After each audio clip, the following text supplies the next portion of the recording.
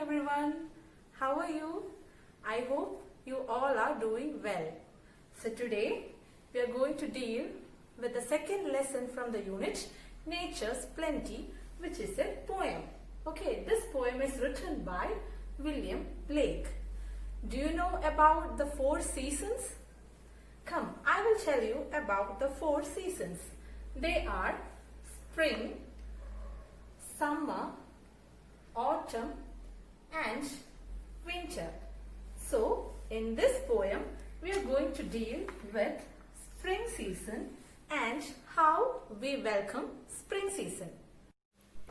In the previous class we were discussing about a poem. The title of the poem is The Echoing Green, which is written by William Blake. Now, can you see a picture here? What all things can we see in this picture? Yes, we can see a tree and many children are sitting under the tree. In the tree, we can see many flowers, birds, and also we can see children who are playing happily. So, this is the background of the poem. That means it talks about spring season and how we welcome spring. Okay. So now we can have a look at the poem which is given in your textbook in page number 21. Now we will discuss the difficult words and their meanings. Spring. What is spring? Spring means season of flowers. Skylark. Skylark is a small brown bird that usually sings while flying. Thrush.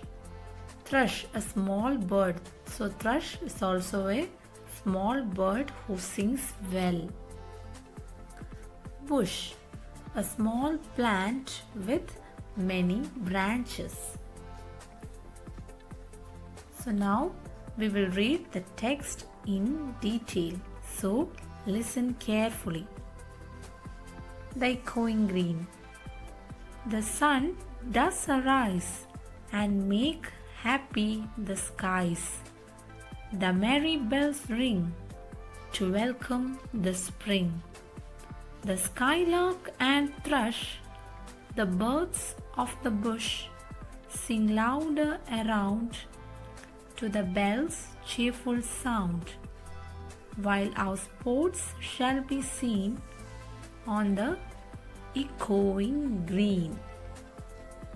So, the sun does arise means the sun rises and shines brightly and it makes the sky happy and look beautiful.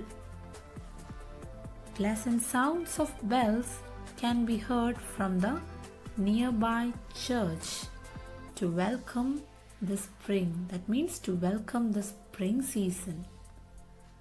The skylark and thrush and the birds of the bush sings melodiously to the cheerful sound of the bell in the church. Young and innocent children play on the echoing green. So now what you have to do is you have to read this stanza 2-3 times. Okay. Now we will discuss about a poetic device which is termed as alliteration. So have you heard of alliteration before? So come, I will tell you what alliteration is. When the same sound is repeated at the beginning in a group of words, it is called alliteration. So what is alliteration? Alliteration means the same sound which is repeated at the beginning in a group of words is known as alliterations. So I will tell you about alliterations through certain examples. Here, all the amazing apples arrived at the airport. So you can see the alphabet A is repeated in the beginning of every word. So this is an example for alliteration. Big brown bears by bunches of blueberries. So here you can see the letter B is repeated in the beginning of every word. So this is also an example for alliteration. Carrots and cartoons can be carried in crazy cars. So here the letter C is repeated at the beginning of every word, and it is also an example for alliteration. Dancing dogs do not dangle from dusty doors. So here which letter is repeated? Yes, here the letter D is repeated at the beginning of every word. So this is also an example for alliteration. Now I will show you the alliteration that is in the first stanza. In line 6, the sound of the letter B is repeated. You can see that I have marked the letter B in line 6, birds and bush. So this is an example for alliteration, and similarly in line 9 I have marked S because the letter S is repeated in sports, shall, seen. So this is also an example for alliteration.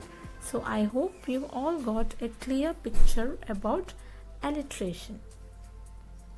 Now what you have to do is you have to write this question in your notebook and also the answer.